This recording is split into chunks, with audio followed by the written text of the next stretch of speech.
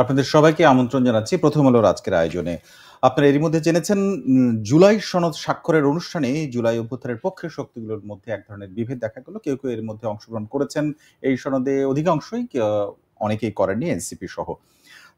এছাড়াও জামায়াতের যে আন্দোলন, সেই আন্দোলনকে কথিত আন্দোলন বলা হচ্ছে এনসিপির পক্ষ থেকে। এরকম আরো নানা রাজনৈতিক বিষয় আসলে আমাদের আজকের আলোচনার বিষয়। পিআর নিয়ে আন্দোলনকে কেন প্রতারণা বলছে কোনো রাজনৈতিক দল।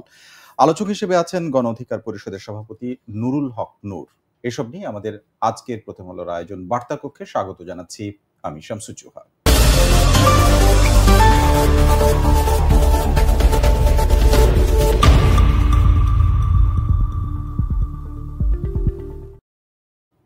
বার্তা কক্ষের আজকের অতিথি গণ অধিকার পরিষদের নুরুল হক নূর সভাপতি, আপনাকে স্বাগত জানাচ্ছি বার্তা কক্ষে।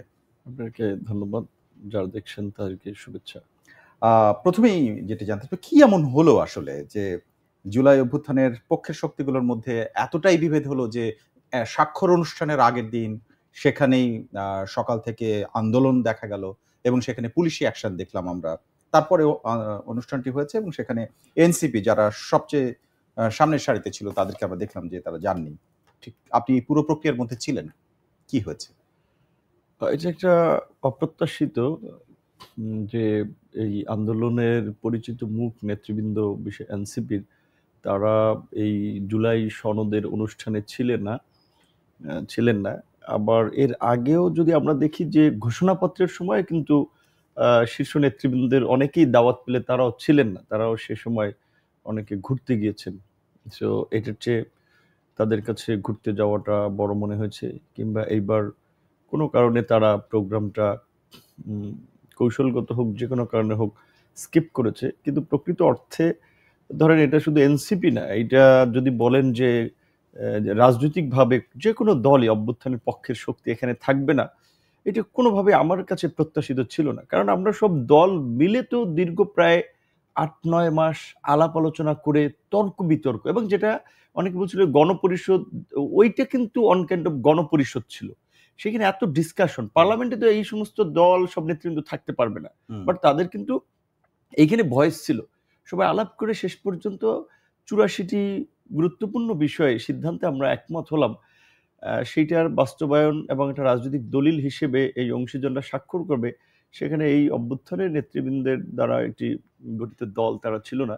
এটা আমরা মানে প্রত্যাশিত ছিল না এবং আমরা ভালোভাবে দেখি না। হ্যাঁ, প্রত্যাশিত ছিল না, এটা তো খুবই স্বাভাবিক, সবাই এটাই ভেবেছেন। কিন্তু আপনি যেটি বললেন এর আগে যখন ঘোষণাপত্র নিয়ে কথা হচ্ছে তখন যারা ঘুরতে গিয়েছিলেন তখন কিন্তু ওইটা নিয়ে তারা না করেননি, কিন্তু এবারে তারা না করেছেন যে তারা অংশগ্রহণ করবেন না এবং স্বাক্ষর করবেন না, সরাসরি জানিয়েছেন। সো দুইটার মধ্যে আমার মনে হয় পার্থক্য আছে।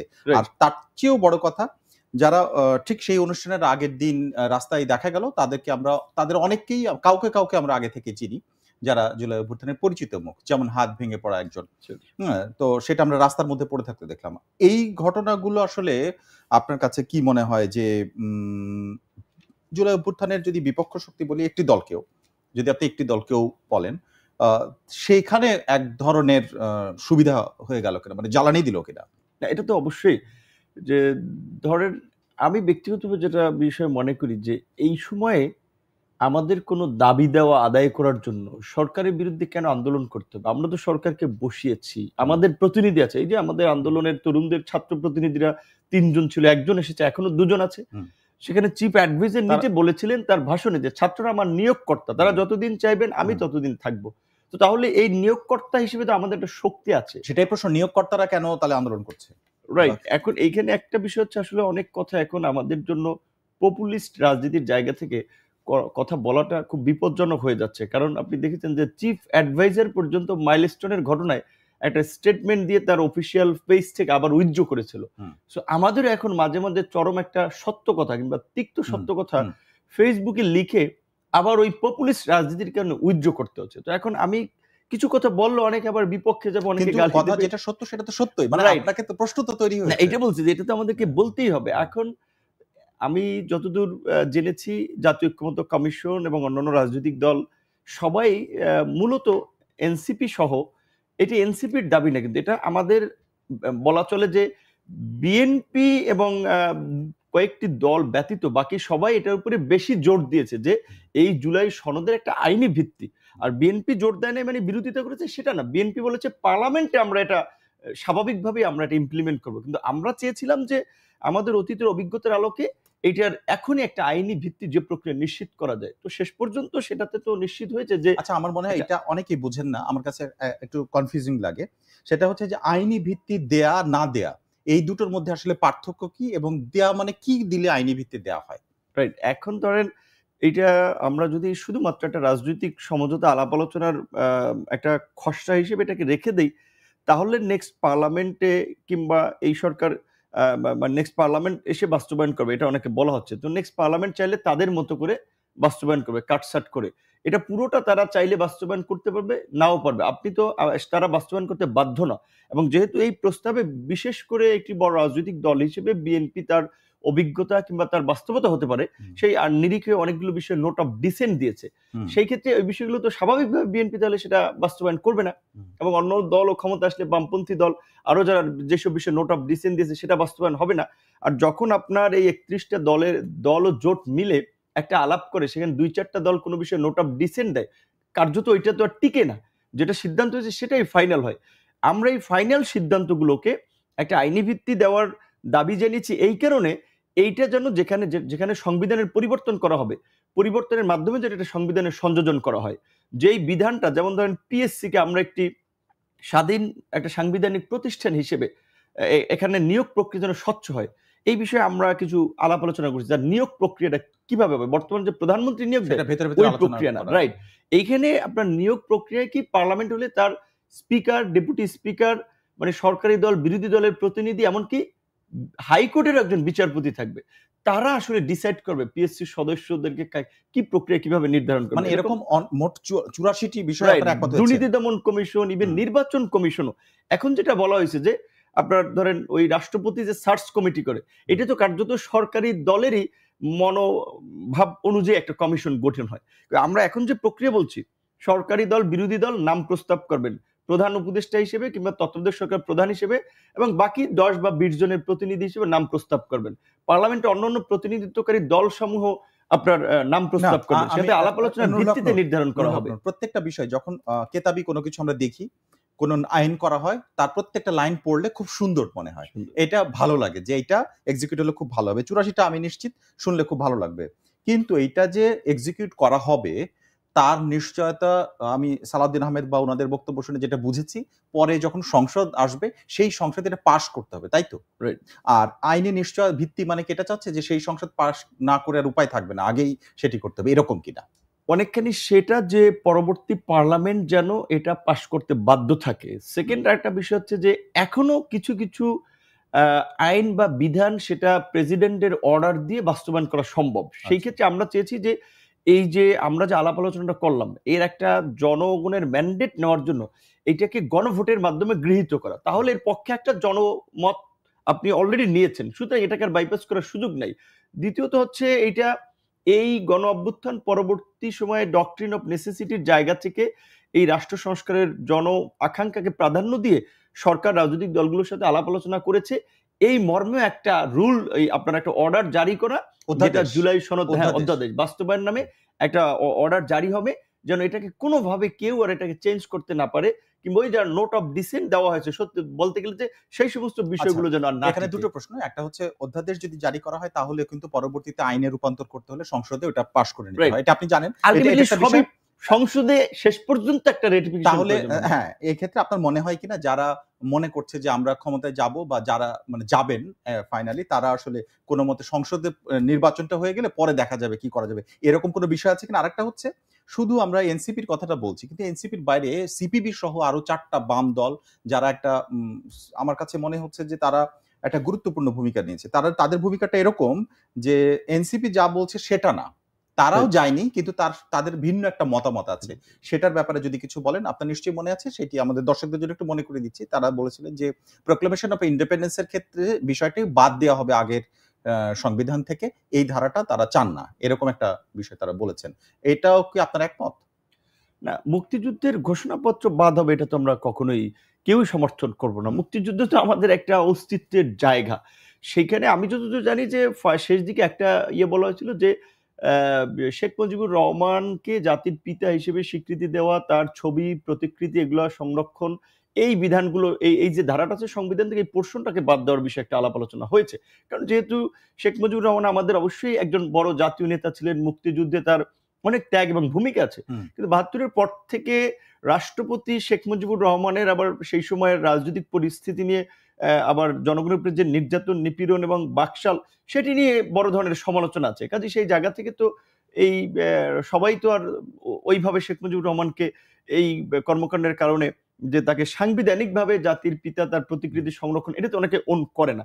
এই বিষয়গুলো নিয়ে আলাপ আলোচনা আছে। কিন্তু মুক্তিযুদ্ধের প্রোক্লামেশন, সেটাকে মুছে ফেলা, সেটাকে সরিয়ে দেওয়া, এইটার বিষয়ে কোনো সিদ্ধান্ত হয়েছে বলে আমার জানা নাই, আর এটা হওয়ার কথা না। এটা সবাই আমরা তাহলে ওনারা এটা কেন বলছেন? আমি এখন এটা আলোচনা, অনেক বিষয়ে আলোচনা হয়েছিল, বিশেষ করে ধরেন আমাদের যে এই সংবিধানের যে মূল 4 নীতি, এই বিষয়গুলো নিয়ে আলাপ আলোচনা হয়েছিল। যে যেমন যেটি আমরা আপনার এই ৭২-এর 10ই এপ্রিল, যেটা মুজিবনগর সরকার বা মুজিবনগরের যে বৈদ্যনাথ তলার যে অস্থায়ী সরকার, প্রবাসী সরকার যে ঘোষণাপত্রটি দিয়েছিল, সেখানে বলছিল যে সাম্য, মানবিক মর্যাদা এবং সামাজিক সুবিচারের ভিত্তিতে একটা বৈষম্যহীন রাষ্ট্র গঠিত হবে।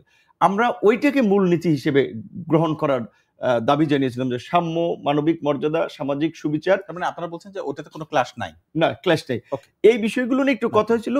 এইখানে বোধহয় ওনারা একটা নোট অফ ডিসেন্ট দিয়েছেন, আর নোট অফ ডিসেন্ট অনেকে বিভিন্ন ইস্যুতে দিয়েছে, আর এখানে তারা এটা মানে অংশগ্রহণ করেনি, শেষ পর্যন্ত সিগনেচারে আসে। হ্যাঁ, তারা আসেন নাই। অনেকে সরকার পক্ষ থেকে বা ঐক্যমত কমিশনের পক্ষ থেকে বলা হয়েছে অনেকে করবেন শেষ পর্যন্ত সিগনেচারটা, কারণ ফাইনালি শেষ পর্যন্ত যে রদবদলগুলো করা হয়েছে, যেমন জুলাই যোদ্ধারা বা আমাদের জুলাই সহকর্মীরা যে দাবিটি জানিয়েছিল যে এই আন্দোলনে অংশগ্রহণের কারণে তাদের আইনি সুরক্ষা, তাদের আহত নিহতদের ভবিষ্যতে কিংবা এখন তাদের যে একটা ক্ষতিপূরণ দেওয়া, এই বিষয়গুলো কিন্তু ইনক্লুড করা হয়েছে।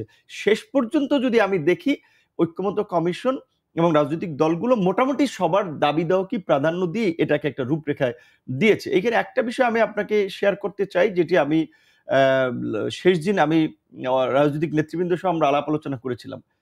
বাস্তবিক অর্থে গণ অভ্যুত্থান কিংবা মুক্তিযুদ্ধ ধরেন, মুক্তিযুদ্ধ সে সময় শেখ মুজিবুর রহমান পাকিস্তানের কারাগারে বন্দী থাকলেও কিন্তু সবাই তাকে নেতা মেনেছে, সরকার গঠিত, তাকে প্রেসিডেন্ট করেছিল, তার লিডারশিপের প্রতি সবার একটা সমর্থন ছিল। কিন্তু দেশ স্বাধীনের পর দেখেন কিভাবে বিভক্ত হয়ে গেছে। আলাদা আলোচনা, সেটা হচ্ছে যে বিভিন্ন প্রেক্ষাপটে ঠিক এই গণ অভ্যুত্থানেও যেইভাবে শুরুর দিকে সবাই ডক্টর ইউনূস সরকারকে একেবারে বলা চলে মাথায় তুলেছিল বা সবাই সমর্থন দিয়েছিল, 1 বছরের মধ্যে সেই পরিবর্তন, 1 বছর না, প্রকৃততে 6 মাস পরই কিন্তু 6 মাসের মধ্যেই বা 6 মাস পরেই কিন্তু সেটা ডিভিশন হতে শুরু করেছিল। আজকের একটা বিষয় আসতে চাই, সেটা হচ্ছে জুলাই সনদ স্বাক্ষর অনুষ্ঠানের পরে আমরা লক্ষ্য করছি, এবং আজকে সরাসরি নাহিদ ইসলাম, যিনি জামায়াতের যে মুভমেন্টটা পিআর নিয়ে যে আন্দোলন করছে, সেই আন্দোলন নিয়ে একটা ফেসবুক স্ট্যাটাস লিখেছেন, এবং সেই স্ট্যাটাসে তিনি লিখছেন কথিত আন্দোলন, এবং এটাকে জামায়াতের বলছে সুচিন্তিত রাজনৈতিক প্রতারণা, ইনভার্টেড কমার। এটা হচ্ছে তার বক্তব্য। মানে তার মানে কি, আপনি তো এই আলোচনাগুলোর ভেতরে আছেন, যে এনসিপি, নাহিদ ইসলামের এনসিপির সাথে জামাতের কখনো দ্বিমত আমরা দেখিনি, এটার মধ্যে দিয়ে তাহলে কি একটা সম্পর্কের চিড় ধরলো? আমি একটু আগের আলোচনা জাস্ট 1 মিনিট একটু শেষ করতে চাই, যেটি আমাদের অভিমত থেকে আমরা বলেছিলাম যে গণ অভ্যুত্থানের পরে যত দিন যাবে, আমাদের অতীতের অভিজ্ঞতা কিংবা পৃথিবীর বিভিন্ন দেশে এই ধরনের ঘটনার পর আমরা যেটা দেখেছি, সাংস্কৃতিক, রাজনৈতিক, স্বার্থ, গোষ্ঠীগত বিভিন্ন ধরনের বিভাজন তৈরি হয়। সো এই যে এই আপনার জুলাই সনদে যে স্বাক্ষরের বিষয়টা, এই কনসেপ্ট একটা ভুল কনসেপ্ট ছিল। সবার সাথে আলাপ আলোচনার পরে স্বাক্ষরের অনুষ্ঠানটা ভুল ছিল নাকি এই মানে ঐক্যমতের যে প্রক্রিয়া? না, ঐক্যমতের প্রক্রিয়া 100% সঠিক, কিন্তু ঐক্যমত তো হয়ে গিয়েছে, সেখানে আবার সিগনেচার করা, যখন আপনি সিগনেচারটাকে সামনে এনেছেন, তখনই কেউ কেউ নিজেকে জাহির করা বলেন, এক্সক্লুড করা, ইনক্লুড করা, সরকারের ঘাড়ে বন্দুক রেখে নিজেদের দাবি দেওয়া আদায় করা, এই সমস্ত ইকুয়েশন গুলো মিলাতে গিয়ে শেষ পর্যন্ত এখন কি হয়েছে, কেউ কেউ বলতে আপনি কোন দলের কথা বলছেন? অবশ্যই এনসিপির কথা বলছেন? না, এনসিপির না, আমি আরো অনেকের বলবো, অনেকে স্বাক্ষর করেছে, তারা তলে তলে তাদের দেন দরবার করে নিয়েছে। যেমন ধরেন পত্রিকা এসেছে 52টা দলের মধ্যে 19টা, এই যে আপনার 19টি দল, নিবন্ধিত দল স্বাক্ষর করেছে। তাহলে কি মেসেজ, যে অধিকাংশ রাজনৈতিক দল মানে নিবন্ধিত না, রাইট, নিবন্ধিত না কিংবা নিবন্ধিত দলগুলো স্বাক্ষর করেনি, এটা কিন্তু সাউন্ডও খারাপ দেয়। এই প্রক্রিয়াটা না গিয়ে বরঞ্চ ঐক্যমতের ভিত্তিতে যেটা হয়েছে, প্রধান উপদেষ্টার সেটা ওই জুলাই ঘোষণাপত্রের মতো একটা ঘোষণা এবং অর্ডার জারি করলে সেই প্রক্রিয়াটা ভালো হতো। ভালো হতো। এবারে এটা যদি একটু বলেন। রাইট। আর নাহিদের যে বিষয়টি বলেছেন, এখন নাহিদ ইসলাম এই আন্দোলন সংগ্রামের একেবারেই শীর্ষ পর্যায়ের একটি মুখ এবং এই সরকার গঠনে তাদের কিন্তু একটা গুরুত্বপূর্ণ ভূমিকা আছে। তিনি সরকারের পার্টও ছিলেন। রাইট, তিনি পার্টও ছিলেন। এমনকি আমরা যেটা কিছুদিন আগে তথ্য উপদেষ্টা মাহফুজ আলমের মাধ্যমে যেটা জানতে পারলাম যে প্রশাসন বা আমলাতন্ত্রে মূলত দুটি দলের কথা বলেছে, বিএনপি এবং জামাতের লোকেরা ভাগ বটোয়ারা করে তাদের লোকজন বসিয়েছে। যদি এনসিপির কথা তিনি বলেন নাই, কারণ এনসিপিও কিন্তু বিপ্লবের দল হিসেবে তারাও কিছু সুবিধা নিয়েছে বিভিন্ন ক্ষেত্রে। তো এখন এই 1 বছর পরে নাহিদ ইসলাম এই জামাতের আপনার পিআর নিয়ে মুভকে আপনার প্রতারণা বলছেন। আমি এর পেছনের ঘটনাটা কথিত আন্দোলন, রাইট, এবং কথিত আন্দোলন বলছেন। এখন এনসিপি, জামাত বলেন, বিএনপি বলেন, আমার চেয়ে অনেক বিষয়ে নাহিদ ইসলাম কিংবা তাদের সাথে একটু ক্লোজলি ডিসকাশন করেছে। তাহলে যখন থেকে পিআর এর মুভটা হচ্ছে, এমনকি জামাতেরও যখন সমাবেশ হয়েছে সোহরাওয়ার্দী উদ্যানে এই পিআর এর দাবিতে, তাদের যে জাতীয় সমাবেশ হয়েছিল ফেসিবাদের 16 বছর পর তাদের সমাবেশটি করলো, সেই সমাবেশে এই দাবি ছিল। সেই সমাবেশে কিন্তু এনসিপির সদস্য সচিব আক্তার থেকে শীর্ষ নেতৃবৃন্দ সেখানে বক্তব্য রেখেছেন এবং একমত করেছেন। রাইট, একমত পোষণ করেছেন। এখন যদি তারা পিআর না চাইতেন তাহলে সেই বিষয়টা পরিষ্কার করার দরকার ছিল। তবে একটা বিষয় আমরা আলাপ আলোচনা করে আমরা যেটা বুঝেছি, যেমন গণ অধিকার পরিষদ পিআর চায়, তবে সেটি নিম্ন কক্ষে না, উচ্চ কক্ষে পিআর চায়। এনসিপিও তাদের অবস্থানটা এটা বলে আসছে, আমরা দেখছি যে তারা উচ্চ কক্ষে পিআর চায় এবং কার্যত সব দলই, বেশিরভাগ দল আমরা উচ্চ কক্ষে একটা ভারসাম্যপূর্ণ প্রতিনিধিত্বের জন্য পিআর চেয়েছিলাম, নিম্ন কক্ষে আমরা চাইনি। এটা আমাদের একটা অবস্থান আছে। কিন্তু জামাত যখন এই মুভ দিচ্ছে, অন্যরা মুভ দিচ্ছে এবং সেটা নিয়ে 7 দলীয় জোটের বা আরো অনেক বৃহৎ পরিসরের আন্দোলন হচ্ছে, তখন কিন্তু এনসিপির প্রথমে 8 দলীয় বলেছে, 6 দলীয়, 5 দলীয়, সব রকমই বলা হচ্ছে। কিন্তু 5 দফা দাবি, তার মধ্যে দুইটি হচ্ছে খুবই গুরুত্বের সাথে এসছে। একটি হচ্ছে পিআর আর একটি হচ্ছে জাতীয় পার্টি নিষিদ্ধ। রাইট, জাতীয় পার্টি নিষিদ্ধটা এটা মোটামুটি আমরা পরে আসছি, কিন্তু সবারই দাবি ছিল। হ্যাঁ, পিআর এর বিষয়টা আমি মনে করি এখন জামায়াতের সাথে নাহিদ ইসলামদের কি আলোচনা হয়েছে বা তারা কি গোপন জানেন সেটা তারা একটু ভালো বলতে পারবে বা নাহিদ ভালো বলতে পারতো, যে হঠাৎ করে এই ধরনের কথা। এবং যেটা ধরেন আমরা তো এই মুহূর্তে চাই না যে কোনোভাবেই এই যে অভ্যুত্থানের শক্তি সময়ের মধ্যে একটা বড় ধরনের বিভাজন বা গ্যাপ থাকুক। কারণ এখন এই ফেব্রুয়ারিতে যদি ইলেকশন হয়, এখন যদি রাজনৈতিক শক্তিগুলো এই দাবি দেওয়া নিয়ে রাস্তায় নামে, আপনি কার বিরুদ্ধে রাস্তায় নামবেন বলেন? আমরা এই সরকারকে টেনে হেসড়ে নামানোর জন্য কালকে সচিবালয় ঘেরাও দেবো, তাদের বিরুদ্ধে আন্দোলন করব, পোর্ট অচল করে দেবো, রাস্তাঘাট অচল করে দেবো, তাতে তো মানুষ তো আমাদেরকেই গালি দিবে। কেউ তো করছে বা কোনো ক্ষেত্রে ঘটে গেল, যেমন এই সিগনেচারের দিনই সকালবেলা যেটা ঘটেছে। না, এইটাই বলছি সাংঘাতিক ভাবে আমরা তো দেখুন অনেক মানুষের আগ্রহ এটার প্রতি। এখন এইটাই বলছি, আমি তো সরকারের বেনিফিশিয়ারি না, আমি সরকারের পার্ট না, তারপরে আমরা বলছি যে এই সরকারের বেনিফিশিয়ারি হওয়ার আসলে সুযোগ আছে কিনা। এই সরকারটা তো অন্তর্বর্তীকালীন সরকার, তাই না? এবং এই নির্বাচনের পরে এই সরকার চলে যাবে, সেটা যদি তাদের কথা অনুযায়ী সব ঠিকঠাক থাকে তাহলে আর 4 মাস। এইখানে আসলে বেনিফিশিয়ারির বিষয়টা না, বেনিফিশিয়ারি আপনি ধরেন একটা রেজিম চেঞ্জের পরে একটা সরকার গঠিত হয়েছে, একেবারেই প্রশাসনের গুরুত্বপূর্ণ জায়গা থেকে সরকারি বিভিন্ন প্রতিষ্ঠান একটা বড় ধরনের রদবদল হয়েছে না, দেখেছেন না? তারা আপনার এডিশনাল সেক্রেটারি হিসেবে রিটায়ার্ড গেছে, তারে প্রমোশন দিয়ে সচিব বানাইয়া তারে আপনার সচিব করছে, অবসর থেকে আইনা পুলিশের সব প্রশাসনের শীর্ষ পদের লোকজনকে বসাইছে। সো এখন এটা তাদের রেসপন্সিবিলিটি বলবেন বা না তাদের জন্য ব্লেসিংস বা বেনিফিশিয়ারি বলবেন, অবশ্যই এখানে বেনিফিশিয়ারি আছে। না, মাহফুজের ভাষায় যদি বলি যে বিএনপি তার লোক বসিয়েছে, জামাত তার লোক বসিয়েছে, এনসিপি একটা সদ্য নতুন জন্মগ্রহণকারী পার্টি হিসেবে আপনারা হাইকোর্টের জাজ থেকে শুরু করে বিভিন্ন জায়গায় তাদের লোক বসিয়েছে। সুতরাং এইটা তাদের একটা বেনিফিট না, এবং অনেকেই ফাইন্যান্সিয়ালি বিভিন্ন ভাবেই বেনিফিটেড হয়েছে, এটা ট্রু। এখানে একটা রেজিম চেঞ্জ হয়েছে। এখানে একটা অভিযোগ আগে উঠতো যে যখন কোন সরকার নির্বাচন করে, সরকার নিজে মানে নিয়ন্ত্রণে থেকে, তখন কে কোন পদে আছে সেইটা আসলে অনেক প্রভাব ফেলে এবং ওই সরকার এটা দিয়ে এক ধরনের মানে প্রভাব বিস্তার করার চেষ্টা করে। এই ধরনের অভিযোগ তো কম শুনিনি, আমরা সবসময় শুনেছি এটা। এই সরকারের আমলে এই যে বেনিফিশিয়ারির ফলে যে নিয়োগের কথা বললেন আপনি, সেইটা নির্বাচনে প্রভাব ফেলবে না? 100% প্রভাব ফেলবে। এবং আমি আপনাকে বলছি যে যদি উপদেষ্টা পরিষদের পুনর্গঠন না হয়, এই উপদেষ্টা পরিষদের কথা বলছেন, রাইট? আমি বলছি কারণ কি, প্রশাসনটা সেট আপ করবে তো যার যে দায়িত্ব সে। সো উপদেষ্টা পরিষদ পুনর্গঠন করতে হবে, তাদের যার যে দায়িত্ব থাকবে নির্বাচনের কিংবা নির্বাচনের প্রশাসন, তারা এটাকে পুনর্গঠন করবে। নির্বাচনে এই সেটআপে তো সম্ভব না। এখানে তো এই যে মাহফুজ তো বলে দিল যে ভাগ বটা রয়েছে, তাহলে বিএনপির লোক চাইবে তার দলকে জেতাতে, জামাতের লোক চাইবে তার দলকে জেতাতে, এবং বিএনপি মনে করছে তারা সরকার গঠন। কবে হওয়া যায়? এখন 4 মাস সময় আছে, কবে হতে পারে আপনি এখন কোর্টের তো কেয়ারটেকার গভর্নমেন্টে একটা রায় আছে, এখন কোর্ট থেকে যদি কেয়ারটেকার বিষয়ে রায় চলে আসে, সেক্ষেত্রে এই গভর্নমেন্ট তো তখন আর সাস্টেইন করতে পারবে না। এই গভর্নমেন্ট তো তখন কেয়ারটেকার গভর্নমেন্টে যাওয়া লাগবে, সেটা এইটা অথবা নতুন করে হোক কেয়ারটেকার গভর্নমেন্ট, সেটা আপনার এই গভর্নমেন্ট কিংবা নতুন করে ফরমেশন হতে পারে। সেই গভর্নমেন্ট যদি আপনার নির্বাচনী বিষয়ে, সেই গভর্নমেন্টের সময়ের সীমাবদ্ধতা আছে। হ্যাঁ, সময়ের সীমাবদ্ধতা অবশ্যই আছে। এখন এই যে নির্ধারিত ডেট ফেব্রুয়ারিতে, আমরা বিশ্বাস করতে চাই সরকারের সিরিয়াসনেস দেখে যে তারা ফেব্রুয়ারিতে ইলেকশন করবে, কিন্তু চতুর্দিকের যা আলামত দেখতে পাচ্ছি তাতে ফেব্রুয়ারিতে ইলেকশন হয় কিনা সেটি নিয়ে কিন্তু অনেকেরই সন্দেহ আছে, এবং আমরা আসলে সেই সন্দেহই পোষণ করছি। সেই জায়গা থেকে নির্বাচন যখন হোক, সরকারটা পুনর্গঠন লাগবে, প্রশাসনের পুনর্গঠন প্রয়োজন হবে, এবং এই দলবাজ কর্মকর্তাদের আমরা দেখেছি এখনো অনেক, আপনার শুধু আওয়ামী লীগের আমল না, বলছেন যে ডিসিএসপিরা রাতের ভোট দিনের ভোট রাতে করছে, এখনো অনেকের যে আচরণ, সে তো ওই রাতের ভোট করা দিনের ভোট করা এসপিডিসিদের মতোই প্রশাসন অনেক জায়গায় আচরণ। এখন আরেক রকম ইঞ্জিনিয়ারিং হয়তো দেখতে পারবো, নতুন একটা ফরম্যাট। হ্যাঁ, অবশ্যই। এখন এই যে আমি যদি আপনাকে বলি যে গভর্নমেন্টের যে সামাজিক সুরক্ষার যে প্রোগ্রামগুলো আছে এই রুট লেভেল পর্যায়ে, এইখানে কিন্তু বলা চলে তিনটা দলই, বিএনপি, জামাত এবং এনসিপি, ওই সরকারি ডিসি অফিস, ইউনো অফিস বলেন, সেখানে ওই যে টিআর, খাবিখা, রাস্তাঘাট, এইটা ওইটা, বিজিবি, এইটা ওই কিন্তু তিন দলের লোকেরাই একটা অটোমেটিক্যালি কিন্তু নেগোসিয়েশন করে কাজ করতেছে। এবং জাতিসংঘের সফরে আপনি দেখলেন যে তিনটা দলকে নিয়ে সরকার গেছে, তার মানে সরকারের অবস্থান তো পরিষ্কার যে সরকার এই তিনটা দলকে বানরের রুটি ভাগের মতো রুটি খাবলা খাবলা করে দিয়ে খুশি রাখতে চাচ্ছে, এবং এই তিন দলকে ম্যানেজ করে একটা নির্বাচন করতে চাচ্ছেন। তাহলে এই তিন দলকে যদি সিটও ভাগ করে দেয়, তাহলে তো আর কোনো নির্বাচনের প্রয়োজন হয় না।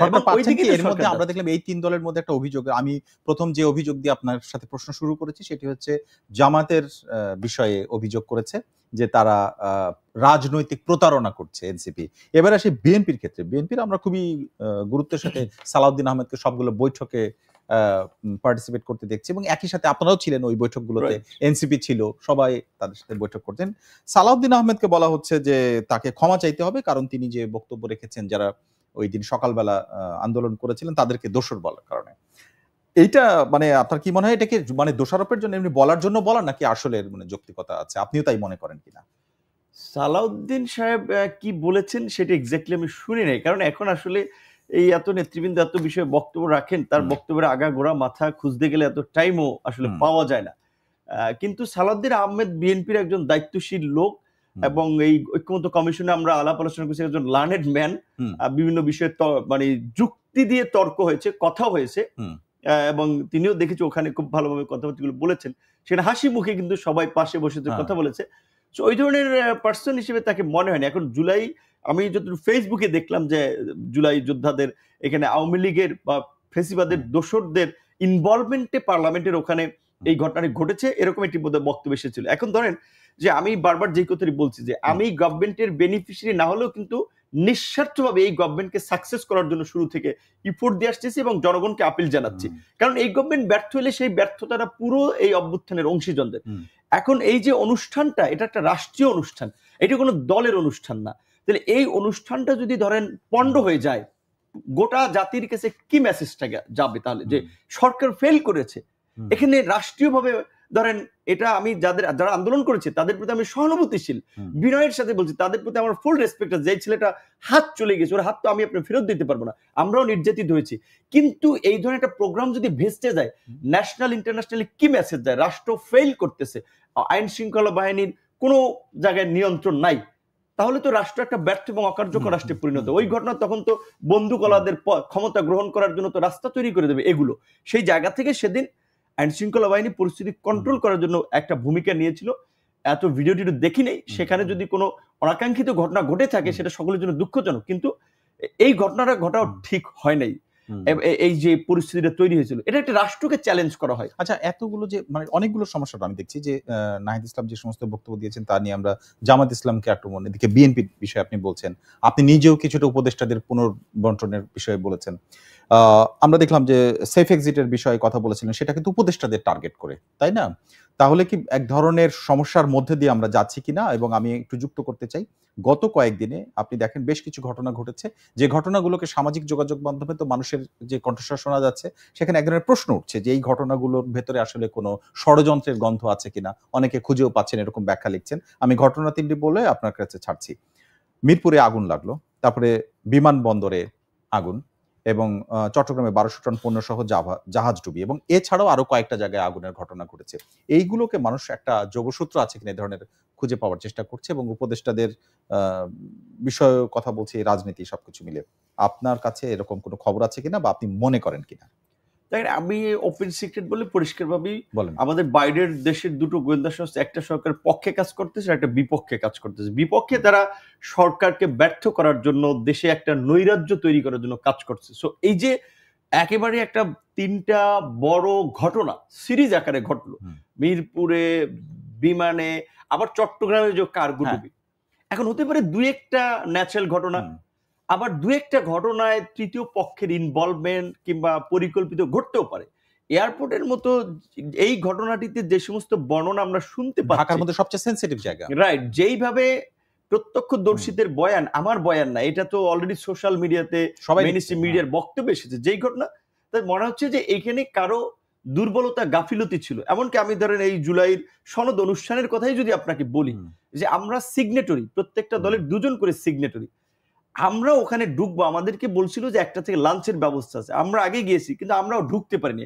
ওইখানে গিয়ে তো আমরা ঝগড়াঝাটি করতে পারি না। সেখানে ম্যানেজমেন্টে যাদের দেখছি, মানে দেখেছি ওইখানে আর্টস ওয়ে থাকে যেটা চেক করার নিরাপত্তার জন্য, ওটা একজন সে কাজ করে না, আরেকজনের টাইনে এনে বসেছে, বলছে যে কাজ করে না, লোক ঢুকাচ্ছে চেক করে, মেশিন কাজ করতেছে না। তাহলে কেউ যদি কোনো বিস্ফোরক ক্যারি করে, আপনি তো ধরতে পারতেছেন না, দায় সারা চেকিং এর তো কোনো দরকার আসলে কাজ করতে, বিশেষ করে ওরকম জায়গায়। এইভাবে আমি বলছি যে এই সমস্ত ঘটনাগুলো তো দেখে অনেক ক্ষেত্রে দায়িত্বশীলদের যে গাফিলতি, তাতে মনে হয় যে আসলে কেউ কেউ এইখানে একটা পরিস্থিতি তৈরি করার জন্য কাজ করছে। এখন সেই ক্ষেত্রে সরকার, গোয়েন্দা সংস্থা, পাশাপাশি নাগরিক হিসেবেও এই সময়টাতে আসলে প্রত্যেককে আমাদের খুব সতর্ক থাকাটা খুবই প্রয়োজন। মানে একেবারে অমূলক সেটা আপনার কাছে মনে হচ্ছে না? কিছুদিন আগে দেখেন পার্বত্য চট্টগ্রামে যেই ঘটনাটি ঘটলো, প্রথম হলো ধর্ষণ, পরে মেডিকেলের পরীক্ষা বলে এটা ধর্ষণ হয়নি, সেই ঘটনার কি পরিস্থিতি পাহাড়ে হয়েছে, হঠাৎ করে পাহাড় কেন অশান্ত হবে?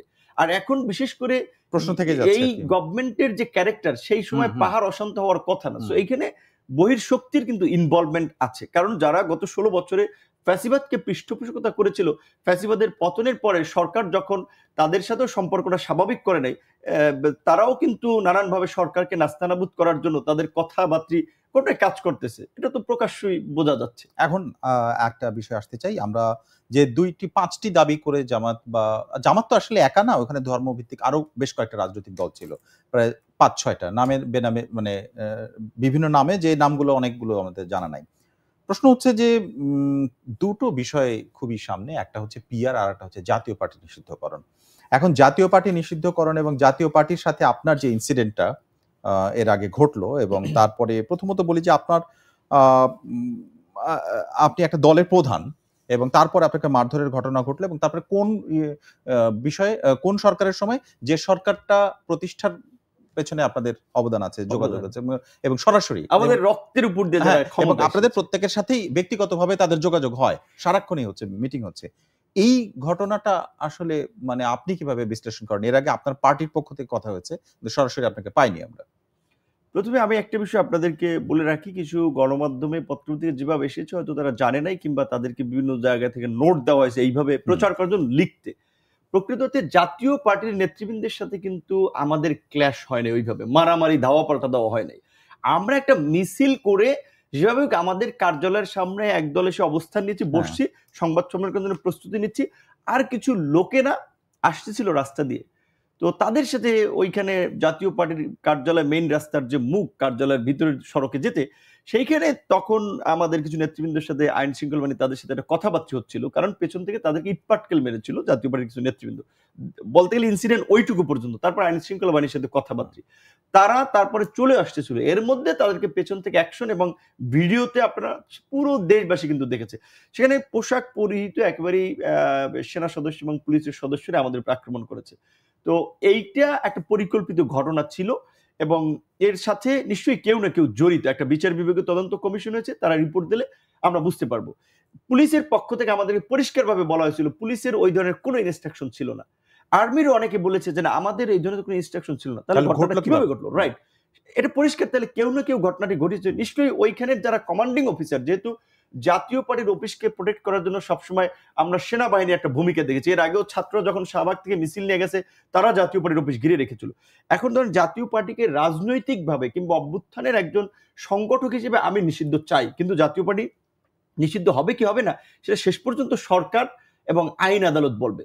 আমরা তো প্রতিবাদ তো জানাতে পারি। আমরা কিন্তু ওই আওয়ামী লীগ নিষিদ্ধ হওয়ার সাথে সাথেই বা আওয়ামী লীগ ওই থেকেই নিষিদ্ধের দাবি জানিয়েছি, কিন্তু সরকারেরও বিভিন্ন উপদেষ্টাদের কথাবার্তাতে যেটা বুঝতেছিলাম তারা পারতেছে না। তো এই জন্য বলছিলাম যে এই উপদেষ্টা পরিষদ এবং এত একটা দুর্বল উপদেষ্টা, এবং উপদেষ্টা পরিষদে নাহিদ ইসলাম যেটা বললো অনেকে সেফ এক্সিট নিচ্ছে, বাস্তব কথা অনেকেই ভবিষ্যতে যেন তারা বিচারের মুখোমুখি না হন, তাদের জন্য বিপদ না হয়, এই জন্য অনেকে কারো কাছে ক্ষমতা তুলে দেওয়ার জন্য কাজ করতেছেন, কেউ কাউকে নির্বাচনে নিয়ে তার বিপদ কাটানোর চেষ্টা করতেছেন। এইভাবে সরকারের বড় একটা অংশের মধ্যে একটা সমঝোতার পরিষ্কার অবস্থান দেখা যাচ্ছে। যেমন কিছুদিন আগে আওয়ামী লীগের নেতা সাবের হোসেন চৌধুরীর বাসায় দুইজন বিদেশি কূটনীতিকের মিটিং নিয়ে যে বিষয়টি আসলো, সেখানে পররাষ্ট্র উপদেষ্টা পরিষ্কার বললেন যে বিদেশিরা যেতেই পারে, অবশ্যই যেতে পারে, বিদেশিরা যে কেউ যে কারো বাসায় যেতে পারে, কিন্তু সাবের হোসেন চৌধুরী তো এই গত সরকারের আপনার এই ফেসিবাদের এমপি ছিলেন, আলোচনা হয়েছে, এটা কি একদম আলোচনা মানে একটা অনুমান নাকি এর মধ্যে আসলে কোনো কিছু ভিত্তি খুঁজে পেয়েছেন? না, ভিত্তি এটা তো হাসনাত এই আন্দোলনের সংগঠক, তারা আবেগ থেকে বলুক ইমোশন থেকে বলুক পরিষ্কারভাবেই বলেছিল যে আইন শৃঙ্খলা বাহিনীর মধ্যে কারা একটা রিফাইন আওয়ামী লীগ চায়। বিভিন্ন পর্যায়ে আমরা এই আলাপ আলোচনাটা শুনেছি, এবং সরকারের দু একজন উপদেষ্টারও এটা বলেছে যে এইটা না হলে নির্বাচন করা সামনে অনেক চ্যালেঞ্জ হতে পারে নানানভাবে। এমনকি আওয়ামী লীগকে আমরা চেয়েছিলাম বিচারিক প্রক্রিয়া নিষিদ্ধ, সেইখানে নির্বাহী আদেশে তাদেরকে নিষিদ্ধ করা হয়েছে। এটাই সঠিক প্রক্রিয়া নিষিদ্ধ না, এখন যেটা আছে সেটা হচ্ছে কার্যক্রম নিষিদ্ধ, কার্যক্রম নিষিদ্ধ, ছাত্র লীগ হচ্ছে নিষিদ্ধ। এখন সেটা আমরা বলছি যে বিচারিক প্রক্রিয়া নিষিদ্ধ করা, যেন এটা ইন ফিউচারে কোশ্চেন না তৈরি হয় যে এটা এই চাপ দিয়ে নিষিদ্ধ করা হয়েছে। এখন আন্তর্জাতিক অপরাধ ট্রাইব্যুনাল বলছে যে এটা এই বিচারিক আওয়ামী লীগকে সংগঠন হিসেবে বিচারের মুখোমুখি করা হচ্ছে বা বিচার হবে। সেই সময় সাবের হোসেন চৌধুরীর সাথে ডিপ্লোম্যাটরা মিটিং করাটা এটা একটা সরকার কিন্তু বৃদ্ধাঙ্গুলি দেখিয়েছে। যেই সরকার গণঅভ্যুত্থানের সরকার এই ফেসিবাদকে পরাজিত করেছে, তার সরকার প্রধান দেশ থেকে পালিয়েছে, তার মন্ত্রী এখানে বসে আপনার ডিপ্লোম্যাটদের সাথে মিটিং করবে, এটা সরকারকে চ্যালেঞ্জ করে না?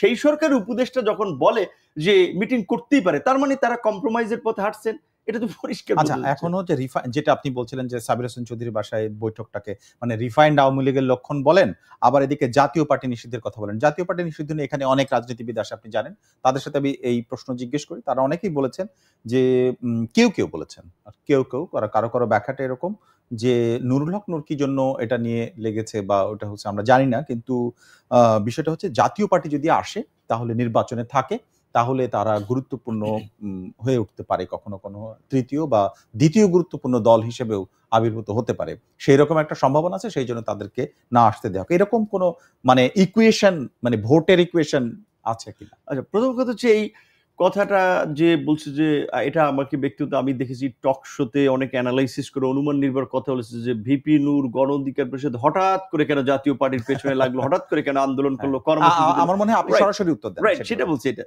দেখেন, এই কথাটা যে বলছে যে ভিপি নূরের ইন্টারেস্ট কি, শেখ হাসিনা যাওয়ার পরে তো ভিপি নূরের দল থেকে কোনো উপদেষ্টা হয় নাই, কিন্তু এটা তো এই দেশের মানুষ অকপটে স্বীকার করবে যে শেখ হাসিনার এই গদিকে আপনার তছনছ করার জন্য আপনার দল থেকে উপদেষ্টা হয়নি, আপনার দল থেকে উপদেষ্টা হয়নি, কিন্তু আপনি উপদেষ্টাকেও তো উপদেশ দিতে পারেন। না রাইট, আমি জাস্ট এটা বলছি এই কারণে যে শেখ হাসিনা যাওয়ার পরে ভিপি নূরের কোনো বেনিফিট নেই। শেখ হাসিনা থাকতেও ওই আল রাজির চিপায় একটা অফিসে ছিল, যে অবস্থায় ছিল নেতাকর্মীরা এখনো সেই একই অবস্থায়। তো তাহলে শেখ হাসিনাকে আমরা কেন হটালাম? আমরা একটা নৈতিক মূল্যবোধ থেকে আমরা দেশের মানুষকে একটা ফেসিবাদী শক্তির হাত থেকে মুক্ত করার জন্য লড়াইটা করেছিলাম। আওয়ামী লীগ যদি নিষিদ্ধ হয় তো জাতীয় পার্টি কেন নিষিদ্ধ হবে না? জাতীয় পার্টি তো আওয়ামী লীগের সমস্ত অপকর্মের প্রধান সহযোগী। তাহলে আমি বলবো যে যারা জাতীয় পার্টির পক্ষে, ইনক্লুডিং বিএনপি, যদি তারা জাতীয় পার্টিকে চায় তাহলে তাদের আওয়ামী লীগের পক্ষে স্ট্যান্ড নেওয়া উচিত। কারণ জাতীয় পার্টির চেয়ে যদি আওয়ামী লীগ ফিল্ডে থাকে তাহলে তো তাদের জন্য আরো ভালো হবে, তারা আওয়ামী লীগের পক্ষে অবস্থান নেক। আপনি ওই গ্রামের ডায়লগের মতো যে আপনি গরুর মাংস খান না, গরুর মাংসের ঝোল দিয়ে রুটি খেতে পছন্দ করেন, তো আপনি আওয়ামী লীগকে নিষিদ্ধ চাচ্ছেন না, আপনার জাতীয় পার্টির পক্ষে অবস্থান নিচ্ছেন। তার মানে এটা পরিষ্কার যে আপনি আওয়ামী লীগকেও ভবিষ্যতে চাবেন এবং আওয়ামী লীগের রাজনীতিও যারা এই জাতীয় পার্টির পক্ষে এখন অবস্থান নিচ্ছেন তারাই পুনর্বাসন করবেন। আমরা এখানে কেন দেখেন, আমরা তো সত্যিকার অর্থে এখন যদি নির্বাচন হয়, আমি এখানে একটু জাতীয় পার্টির সেক্রেটারি এসেছিলেন, তার একটা বক্তব্য যদি আপনাকে তুলে ধরি, বলতে উনি বলছিলেন যে যদি আমরা দোষর হই, অর্থাৎ জাতীয় পার্টি দোষর হয়, তাহলে এনসিপির মধ্যে বা এরকম যারা আন্দোলন করেছে তারাও তো ৪৫ দিন আগে, মানে ১ জুন থেকে যারা আন্দোলন করেছিলেন, ৪৫ দিনের আন্দোলনকারী যারা, উনি এভাবে বলেছেন, তাহলে তারাও তো তার আগে অনেকেই ছাত্রলীগে ছিলেন, তো তারা তো সরাসরি আওয়ামী লীগ, তাই না? মানে তার বক্তব্যটা এরকম। যদি ধরেন এনসিপি কিংবা অন্য জায়গায় এরকম কেউ থেকে থাকে, ওকে, তাদের দোষর হলে, তাদের অপরাধ থাকলে বিচার করা হোক, তাদেরকে আইনের মুখোমুখি করা হোক। আর আন্দোলনে যারা আওয়ামী লীগকে চ্যালেঞ্জ করে আন্দোলনে এসেছিল, আন্দোলনকে সাকসেস করেছে এই একটা সরকারকে ফালাতে, তাদেরকে তো ওই পাল্লায় আপনি মাপতে পারবেন। আর বাংলাদেশের গণতন্ত্রের ক্ষেত্রে জাতীয় পার্টি যেই ক্ষতিটা করেছে, সেই ক্ষতি প্রকৃত অর্থে আওয়ামী লীগের কারণে, বিএনপির কারণে। আওয়ামী লীগের 14 সালের পার্লামেন্ট তো টিকতো না, 18 সাল 24 নির্বাচন আওয়ামী লীগ করে পার পেত না যদি জাতীয় পার্টি তাদের সাথে না। কিন্তু সেটার জন্য কি তাদেরকে নিষিদ্ধ করা বা এখন নির্বাচন করতে দেব না, এটা আবার কতটা? আমি আপনার আরেকটি বিষয় আনতে চাই। মাত্র কদিন আগে যে কাকরাইলে জাতীয় পার্টিকে সমাবেশ করতে দেয়নি আইন শৃঙ্খলা বাহিনী, ওইটার সময় আপনি বোধহয় প্রশংসা করেছেন আইন শৃঙ্খলা বাহিনীকে। যে না, আমরা বলেছিলাম যে এখানে যে পুলিশের যে ভূমিকা, সেটাকে আমরা ইতিবাচক ভাবে দেখি, কারণ আমরা মানে ওটাকে প্রশংসা হিসেবে গণমাধ্যমে আসছে। জাতীয় পার্টির নেতারা পুলিশের নাকের ডগার সামনে বিভিন্ন জায়গায় মিছিল করেছে, কর্মসূচি করেছে। দেখেন, আমার অবস্থান কিন্তু পরিষ্কার, যদি জাতীয় পার্টি রাজনীতি করতে পারে তাহলে আওয়ামী লীগকেও রাজনীতি করার। না, আমার প্রশ্নটা হচ্ছে, মানে এভাবে যদি এখন ধরি আমি, যে কোনো ভাবেই হোক আওয়ামী লীগকে যেটি করা হয়েছে আইনগত ভাবে না হলেও এক্সিকিউটিভ অর্ডারেই তাদের কার্যক্রম নিষিদ্ধ আছে, কিন্তু জাতীয় পার্টি দল হিসেবে তাদের কার্যক্রম করার পারমিশন নাই এখন, তাই তো? কিন্তু জাতীয় পার্টির তো সেটা করা হয়নি, তাহলে করছেন না কেন? যদি মানে জাতীয় পার্টি নিষিদ্ধ করার হয়, তাহলে এক্সিকিউটিভ অর্ডারেই হোক অথবা আইনগতভাবেই হোক, সেই পথে হাঁটা উচিত না? অবশ্যই আপনার সাথে একমত। এইখানে তো বলছেন সপ্তাহ আমাদের হাতে নেই, এই জন্যই বললাম যে নাহিদের ওই কথা, যে সরকারের মধ্যেও তো অনেকে বিভিন্নভাবে সেফ এক্সিট নেওয়ার জন্য, যে না আওয়ামী লীগকে তারা সরাসরি পারে নাই, কিন্তু জাতীয় পার্টির মাধ্যমে আওয়ামী লীগের পুনর্বাসনের একটা রাস্তা তারা করে দিয়েছে। কাজে ভবিষ্যতে যেন আওয়ামী লীগ তাদেরকে কিছু না বলে, কারণ জাতীয় পার্টিকে অবশ্যই যে কাদের সহ শীর্ষ পর্যায়ে নেতৃবৃন্দ নামে মামলা আছে, প্রকৃত অর্থে পুলিশের ঊর্ধ্বতন কর্তৃপক্ষ বারবার বলেছে আমাদের তো গভর্নমেন্ট ক্লিয়ারেন্স দেয় না গ্রেপ্তার করার জন্য। তাহলে গভর্নমেন্টের মধ্যে কারা জাতীয় পার্টিকে প্রোটেক্ট করছে? এবং প্রকৃত অর্থে এই জাতীয় পার্টিকে নিয়ে প্ল্যানটা হচ্ছে সরকারের এবং আইন শৃঙ্খলা বাহিনীর উচ্চ পর্যায়ের একটা অংশের প্ল্যানটা হচ্ছে যে আওয়ামী লীগের ক্লিন ইমেজের নেতাদেরকে আপাতত, যেহেতু আওয়ামী লীগ নামে তারা নির্বাচন করতে পারবে না, জাতীয় পার্টির মাধ্যমে তাদেরকে আগামী নির্বাচনের সুযোগ দেওয়া এবং কিছু রাজনৈতিক দলের সাথে কম্প্রোমাইজ করে কিছু এমপি বানিয়ে সংসদে নেওয়া। এবং তারা তাদের এই নেক্সাসে যেই দল সরকার গঠন করবে, তারা আবার আওয়ামী লীগকে এসে ওপেন করে দেবে। তো আওয়ামী লীগ থাকবে, তাহলে জাতীয় পার্টিও থাকলো, তাহলে এই মধ্যেকোণে মাঝখান থেকে বিপর্যয়ের মুখে পড়লো কারা? আমাদের মতো যারা আমরা গণ অভ্যুত্থানে নেতৃত্ব দিয়েছি, আন্দোলন করেছিলাম। আর ওই যে ভাগাভাগি যারা করলো তারা কিন্তু ঠিকই, তারা যদি মানে আসে, তাতে আপনাদের মানে সমস্যাটা কোথায়? আপনাদের ভোটাররা তো আপনাদের ভোট দিবে। অবশ্যই এইখানে আমরা পরিষ্কার ভাবেই বলছি যে গণ অভ্যুত্থানের পরে যারা ফ্যাসিবাদের সহযোগী ছিল, ফ্যাসিবাদের সাথে জড়িত ছিল, তাদেরকে নিষিদ্ধ করতে হবে। এখানে জামায়াত আছে, বিএনপি আছে, যারা সরকার গঠন করবে, অন্যান্য ইসলামিক দল, বামপন্থী দল আছে, জোট আছে, আমরা তো কারো বিরুদ্ধে ওইটা বলছি না, তাদের বিরুদ্ধে দাঁড়াচ্ছি না, কিন্তু যেই শক্তির বিরুদ্ধে আমরা লড়াই করলাম এবং জনগণ আমাদেরকে ম্যান্ডেট দিল, তার আমাদের ডাকে তো আন্দোলনে নেমেই তো আমরা তাদেরকে হেলিকপ্টার নিয়ে পালাতে বাধ্য করেছি। তাহলে তারা যদি আমাদের সমর্থিত সরকারের সহায়তায় রাজনৈতিক কর্মকাণ্ড পরিচালনা করে, এটা তো জনগণের সঙ্গে প্রতারণা। এবং আপনি যেটা বলছিলেন যে আমাদের উপরে আক্রমণ হয়েছে, এটা ট্রু বলতে হবে। আমি সেই জাতীয় এই জুলাই সনদ স্বাক্ষর অনুষ্ঠানে চিফ অ্যাডভাইজারকে বলেছিলাম সব জাতীয় নেতৃবৃন্দের উপস্থিতিতে, শেখ হাসিনার আমলেও আমরা আন্দোলন করেছি, কিন্তু এই ধরনের বর্বরোচিত হামলার শিকার নেই। আপনার গভর্নমেন্টের সময় কিন্তু এটা হয়েছে। এই বিচার আপনাদেরকে করতে হবে, যদি না করেন আপনারা কিন্তু একদিন বিচারের কাঠগড়ায় দাঁড়াবেন। কারণ আমাদেরকে এটার জবাবে কি বলেন? না, তিনি বলেছেন যে এটা এই ঘটনা কোনোভাবেই সমর্থনযোগ্য নয়, নিশ্চয়ই এটা একটা জঘন্য কাজ হয়েছে, বিচার হবে। সেটা আমার ওয়াইফ যখন তার সাথে দেখা করতে গেছে তখনও বলেছে। কিন্তু আমরা পরিষ্কারভাবে বলতে চাই, উপদেষ্টাদেরকেও এই সমস্ত মিষ্টি মিষ্টি কথা বলে আবার তাদেরকে ইম্পিউনিটি দেওয়া বা দায় মুক্তি দেওয়াটা, নির্বাচন কমিশনের গলায় জুতার মালা পরানো হয়েছে। যদি আমি এটাকে সমর্থন করি না, কারণ কি আমাদের আইন নিজের হাতে তুলে নেওয়ার অধিকার নাই। আমরা যদি এটার এক্সাম্পল সেট করি, 2 দিন পরে তো আমরাও একই কালচারের শিকার হব। সেই জায়গাতে উচিত তাদের আইনগত প্রক্রিয়ায় প্রয়োজনে ফাঁসি দেওয়া উচিত।